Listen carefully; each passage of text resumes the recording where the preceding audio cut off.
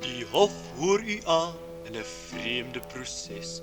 'n gas van Kerniels, maar geen vaste adres.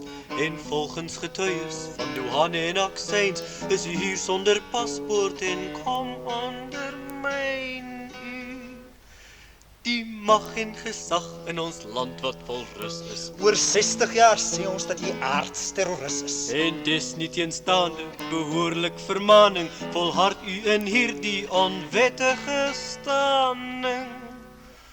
Vervolgens beweer die geleerde menere Ten spyte van u onaanvaarbaar verweere, dat u met 'n voertuig langwerpige sfeer nommerplaatloos in die strate parkeer.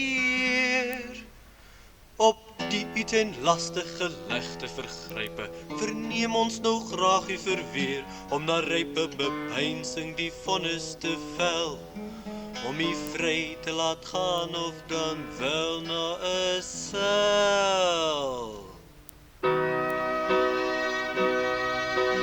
Agbare Landros, my vriend uit die kosmos, kom loodreg van bo af, al klink dit ook Olaf. Hy het nie oortree, nie oor land of oor see nie.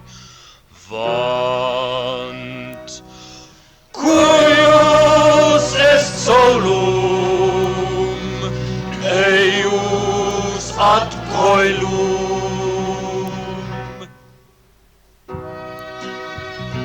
Ek verstrek van die reël my beskeie verklaring en beroep my op u wysheid en jarelange ervaring.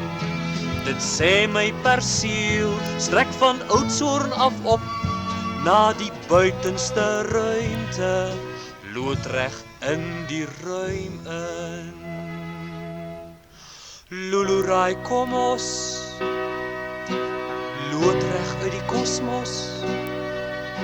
Ja, loodreg van bo af, soos 'n pyl op my erf af. Hy het nie oortree nie, oor land of oor see nie. Want Cuius est solum, eius ad coelum.